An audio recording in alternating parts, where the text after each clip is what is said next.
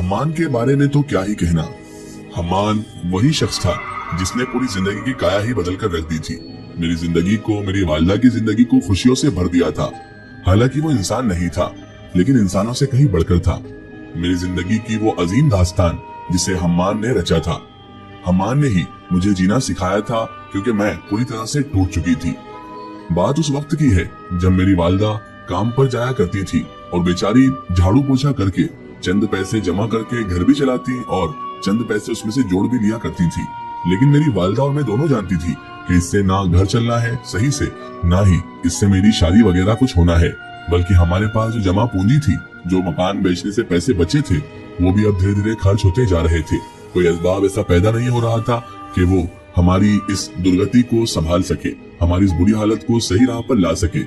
लेकिन वालिदा हिम्मत नहीं हारने वाली थी। वालिदा 2-3 घर का काम करने लगी। दिन भर बेचारी झाड़ू पोछा करके पैसे कमाती और जिससे हमारा घर का गुजर बसर चल रहा था। दाल रोटी खा रहे थे अल्हम्दुलिल्लाह। लेकिन मेरी वालिदा को मेरी शादी की फिक्र सताती रहती थी, क्योंकि अब मैं 20 साल की हो चुकी थी और 20 साल की जवान बेटी घर में हो तो माँ बाप को सुकून की सांस नसीब नहीं होती, क्योंकि बेटियों की उम्र बढ़ते टाइम नहीं लगता और एक उम्र बढ़ जाने के बाद अच्छा रिश्ता नहीं मिलता। यही माँ बाप की सबसे बड़ी परेशानी बनकर सामने आती है। बहरहाल वालिदा तो परेशान रहती थी, लेकिन मैं उनसे ज्यादा परेशान थी, क्योंकि इस उम्र में अपनी वालिदा से मेहनत करवा कर खाना मेरे हलक से नीचे नहीं उतरता था। मैं बहुत परेशान सी रहती थी। इसीलिए मैं अक्सर मेरी एक सहेली के साथ बाहर घूमने निकल जाया करती थी, क्योंकि मुझे सुकून वाली जगहों पर जाना बचपन से ही बेहद पसंद था। और ऐसा नहीं है कि निखत और हम अभी अभी घूमने लगे थे। निखत मेरी बचपन की फ्रेंड थी, बहुत ही पक्की सहेली थी और वो हमेशा मेरे साथ वफा ही करती थी। मेरे हर सुख दुख में खड़ी रहती थी और मेरा जिंदगी का कोई ऐसा राज नहीं था जो निखत से छुपा हुआ हो। ना ही निखत की जिंदगी में ऐसी कोई बात थी जो उसने मुझे ना बताई हो। बहरहाल निखत और हम बाग बगीचे घूमने निकल जाया करते थे। अभी जहाँ पर हम रह रहे थे, मेरी वालिदा और मैं जहाँ पर रह रहे थे, वहाँ पर पास ही में एक बगीचा मौजूद था। रोज निखत दोपहर के खाने के बाद घर आ जाती और मेरे लिए भी अपने घर से जो कुछ अच्छा बुरा बनता वो खाने को ले आती थी, ताकि मैं वो खा भी लूं और उसके बाद हम सैर करने निकल जाया करते थे। आज निखत कीमा बनाकर लाई थी, जो कि बहुत ही लजीज बना हुआ था, क्योंकि अब वालिदा इतनी कमा नहीं पाती थी कि हमें गोश्त नसीब हो। इसीलिए बहुत दिनों बाद गोश्त सामने आते ही मैं तो निखत के घर के खाने पर टूट पड़ी थी। मैंने जमकर कीमा और पराठा खाया और अल्लाह का शुक्र भी अदा किया। निखत कहने लगी, वाह तुम हो कि तुम इतने शौक से खाना खा रही हो, लेकिन मुझे तो ये सब्जी जरा सी भी पसंद नहीं आई, तुम यकीन नहीं करोगी। मैंने कहा, निखत जो मिले उसमें खुश रहना चाहिए। आज देख हमको, पहले हमारे कितने नाजो नखरे थे, लेकिन आज नाजो नखरे उठाने वाला कोई नहीं है। निखत ने कहा कि बस बस अपनी गमगीन कहानी लेकर मत बैठ जाना, वरना हमारी सैर अधूरी रह जाएगी। चल अब फटाफट हाथ वाथ धो ले और हम सीधे चलते हैं बगीचे की तरफ। ये वही बगीचा था जो अधिकतर हमारी सैर का मरकज बनता था और हम अधिकतर इस बगीचे में ही सैर करने आया करते थे। बहरहाल हाथ वाथ धोकर हम बगीचे की जानिब निकल पड़े। बगीचे पहुंचे तो वहाँ पर एक झूला एक पेड़ के पास बंधा हुआ था और उस झूले पर अक्सर मैं और निखत एक दूसरे को धक्के दे देकर झुलाया करती थी। बारी बारी से हम दोनों झूला झूलते और एक दूसरे को झूला झुलाते भी थे। दिन ऐसे ही गुजरते रहे और हम अपनी अपनी जिंदगी के परवान पर चढ़ते रहे। सोचते थे कि शायद हमारी जिंदगी में कोई शहजादा आएगा और हमारी जिंदगी को बदल देगा। निखत तो हमेशा कहती थी कि देखना चांदनी, हमारी शादी जब भी होगी ना, हमारे घर तो महल जैसे होंगे। उसके बड़े बड़े ख्वाब थे और हो भी क्यों ना, वो एक अमीर बाप की लड़की जो थी। लेकिन मेरा तो सिर्फ एक ही ख्वाब था कि कोई ऐसा शख्स जिंदगी में आ जाए जो जिंदगी की राह में हमें सही राह पर ले आए और हमारी जिंदगी का शिरारा जो बिखर चुका है उसे वापस समेट दे और मुझे और मेरी वालिदा को कुछ खुशियां अता कर दे। बस इसके सिवा मुझे ना महल चाहिए थे, ना गाड़ी, ना बंगला, ना पैसा, कुछ भी नहीं चाहिए था। सिर्फ और सिर्फ सुकून चाहिए था जिंदगी में और मेरी वालिदा को मैं अच्छे से घर में इबादत करते हुए देखना चाहती थी। बहरहाल निखत को जब मैंने मेरा ख्वाब बताया तो वो हंसने लगी और कहने लगी, ये तो भला कोई ख्वाहिश हुई क्या, ये भी कोई सपना हुआ, ये तो तुम खुद ही कर सकती हो। मैंने कहा, निखत सबका नसीब तुम्हारे जैसा नहीं होता, बहरहाल अल्लाह तुम्हें हमेशा खुश रखे। उसके बाद हम घर आ गए। घर आकर जैसे ही देखा तो वालिदा गुस्से में बैठी हुई थी। वालिदा कहने लगी, कहाँ गई थी तुम दोनों के दोनों, तुम्हें मना किया है कितनी बार कि अकेले मत घुमा करो, लड़की जात हो, कहीं कुछ ऊंच नीच हो गई तो हम लोग किसी को मुंह दिखाने काबिल नहीं रहेंगे। और निखत तू तो समझदार है ना बेटा, तू इसको क्यों ले जाती है साथ में, और ये तेरे साथ जाती है तो घर को तो भूल ही जाती है। तुम लोगों ने घर का दरवाजा भी खुला छोड़ दिया था, अगर कोई आ जाता और कुछ ले जाता तो। मुझे ये सुनकर बड़ा गुस्सा आ गया। मेरी वालिदा मेरी फ्रेंड को भी चिल्ला रही थी और मुझे भी, और उन्होंने जैसे ही कहा कि कोई आ जाता तो मैंने कहा कि हमारे घर में कौन से सोने चांदी के जेवरात रखे हैं जो कोई चुरा कर ले जाता, है ही क्या हमारे पास वालिदा। वालदा का शर्म से सर नीचे झुक गया और निखत कहने लगी, चल चांदनी मैं चलती हूँ, कल आऊंगी। अब वालदा उसके जाते ही कहने लगी, माना चांदनी हमारे घर में कुछ भी नहीं है, लेकिन ये सबको बताने की जरूरत नहीं है, हम इज्जतदार लोग हैं, हमारे घर में इज्जत तो है कम से कम, उस इज्जत का ही ख्याल रख लेती। कल को अगर कुछ ऊंच नीच हो गई तो कौन शादी करेगा तुमसे, कौन ब्याह कर ले जाएगा तुम्हें। मैंने कहा, अम्मी जान अभी कौन ब्याह कर ले जा रहा है, हमारी गरीबी और मुफलिसी कभी मेरा घर नहीं बसने देगी, ना ही हमारे भाइयों को फिक्र है और ना ही किसी और को, हम ऐसे ही जिंदगी गुजार लेंगे, वही हमारे लिए बेहतर है। कम से कम मुझे सैर तो करने दीजिए, ये घर मुझे खाने तोड़ता है माँ, मुझे अपने घर की याद आती है, अपने वालिद की बहुत याद सताती है कि आज अगर वो होते तो मुझे इस तरह घर में ना बैठना पड़ता, आपको इस तरह काम पर ना जाना पड़ता माँ, मुझे अच्छा नहीं लगता है जब आप काम पर जाती हो। मेरी बात सुनकर वालदा भी रोने लगी और उन्हें देखकर मेरी आंखों में भी आंसू आ गए। उसके बाद मैंने जाकर वालदा से माफी मांगी और कहा, माँ मैं बहुत परेशान सी रहने लगी हूँ, बहुत चिड़चिड़ापन रहने लगा है, बहुत गुस्सा आने लगा है अपनी इस मुफलिसी पर, क्या करूँ, इसीलिए मैं बहुत अनाप शनाप आपको बोल गई, मुझे माफ कर दीजिएगा। मेरी वालदा कहने लगी, बेटा तुझे भले ही गुस्से में कहा हो, लेकिन ये बात हकीकत है, अगर तेरे वालिद होते तो आज हम यहाँ नहीं होते। मैंने अपनी माँ को तसल्ली दी और कहा, इंशाअल्लाह माँ, अल्लाह कोई ना कोई रास्ता जरूर निकालेगा और हम इस मुफलिसी से भी बाहर आ जाएंगे और इंशाअल्लाह हमारा मुस्तकबिल, हमारा फ्यूचर बहुत अच्छा होगा। वालदा ने आमीन कहा और उसके बाद हम खाने की तैयारी करने लगे। रात को खाना वगैरह खाकर सो गए और दूसरे दिन की शुरुआत उसी तरह हुई। वालदा गई काम पर और मैं निकल पड़ी अपनी फ्रेंड के साथ सैर करने, उसी बगीचे में, उसी झूले के पास। लेकिन आज एक अजीब वाकया पेश आया। हम जब झूला झूल रहे थे तो हमने दूर एक लड़के को खड़े देखा और वो लड़का मुसलसल हम दोनों को ही देखे जा रहा था। निखत मुझे छेड़ने लगी, कहने लगी, देख वो लड़का कैसे हमें घूर रहा है, शायद वो तुझे ही देख रहा है चांदनी। मैंने कहा, निखत वो तुम्हें देख रहा है, मुझे नहीं, और मुझे क्यों देखेगा भला, मुझ में ऐसा क्या है।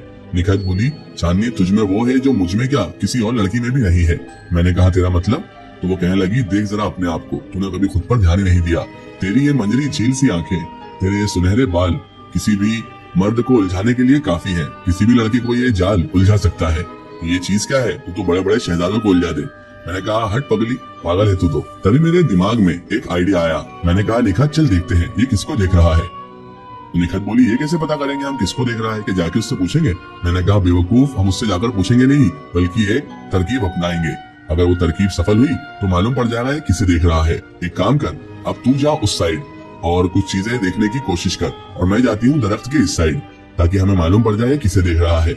जैसे ही निखत उस साइड गई तो मैंने देखा कि वो अभी भी हमारी जानी भी देख रहा था। मैंने देखा तो मैंने सोचा कि अब चलो उधर चला जाए, निखत की अपोजिट साइड, ताकि मालूम तो पड़े आखिर किसके ताक़ुब में यहाँ तक आ गया है। जैसे ही मैं उधर गई तो उसकी नजरें मेरी जाने भी घूमने लगी। मैं समझ चुकी थी कि वो मुझे ही देख रहा है।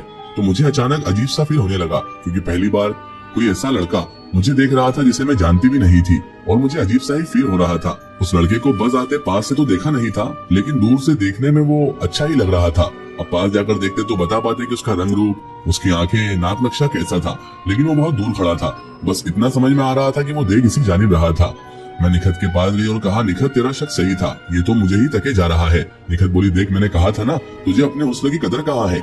मैंने कहा, पागल मत बन निखत, हमें नहीं मालूम कि किस वजह से देख रहा है, ये भी तो हो सकता है कि गलत शख्स हो जो हमें किसी जाल में फंसाने आया हो। निखत बोली, हाँ ये तो मैंने सोचा ही नहीं, चल अब हम घर चलते हैं। मैंने इतना कहा और हम घर की तरफ रवाना हो गए। घर पहुंचते पहुंचते हमने फिजूल की तमाम बातें कर ली, जिस वजह से हमारे दिमाग से वो जहन से लड़का तो निकल गया। घर गए तो वालिदा आज भी डांटने के लिए तैयार थी। वालिदा ने आज थोड़ा बहुत चिल्लाया और रोज की आदत हो गई थी हमारी तो, जाने की भी और सुनने की भी।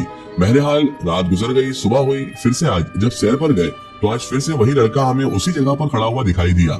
मैंने कहा, निखत अब तो ये रोज का हो गया है, शायद ये लड़का हमारी तवज्जो का मुंतजिर है। निखत बोली, तो एक काम करना, थोड़ी तवज्जो दे ही दे बेचारे को, कल से खड़ा हुआ है, आज फिर आ गया है। मैंने कहा, नहीं नहीं, इतनी जल्दी अगर तवज्जो दे दी तो ये दीवाना मजनू बन जाएगा और हमारे गले का हार बन जाएगा।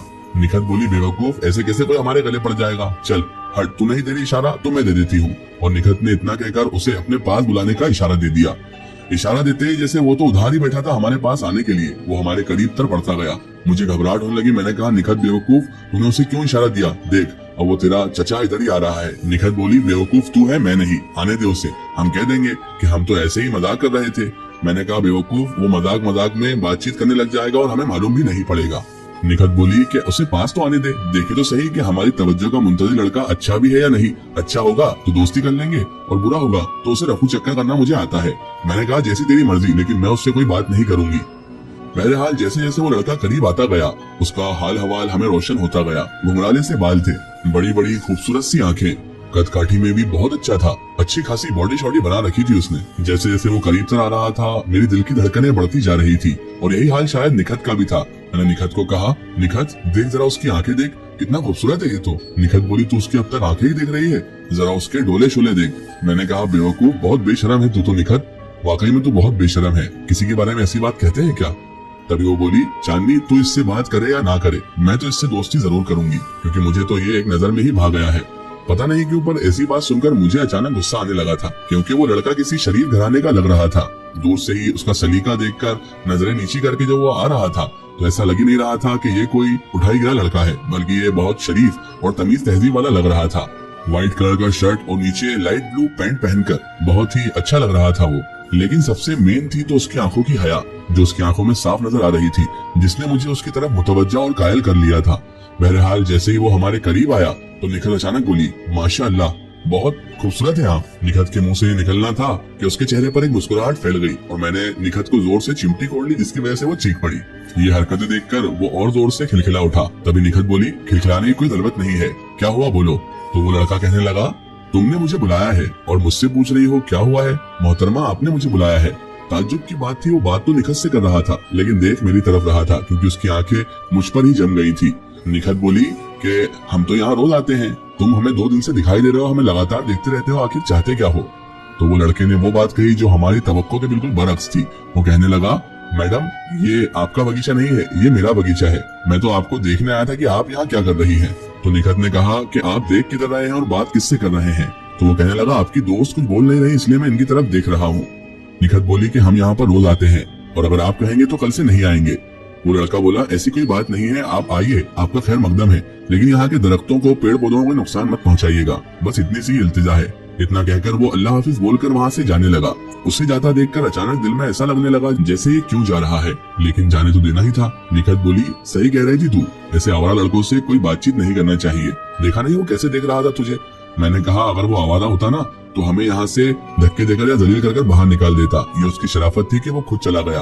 निखत, हर इंसान को तुम नहीं पहचान सकती, ये कोई शरीफ घराने का लड़का है। निखत बोली, जाने दे उसे, वो तो गया ना, अब हमें उससे क्या, हम तो झूला झूलते हैं अपना। उसके बाद हम झूला झूलने में मगन हो गए, लेकिन फिर भी उस लड़के की जो शख्सियत थी, उसका चेहरे का भोलापन, उसकी वो खूबसूरत आंखें मेरे ज़हनो गुमान से जा ही नहीं रही थी। ऐसा लग रहा था मानो वो अभी भी मेरे सामने खड़ा हो। इसका एक स्टोरी हम देखेंगे इसके अगले पार्ट में।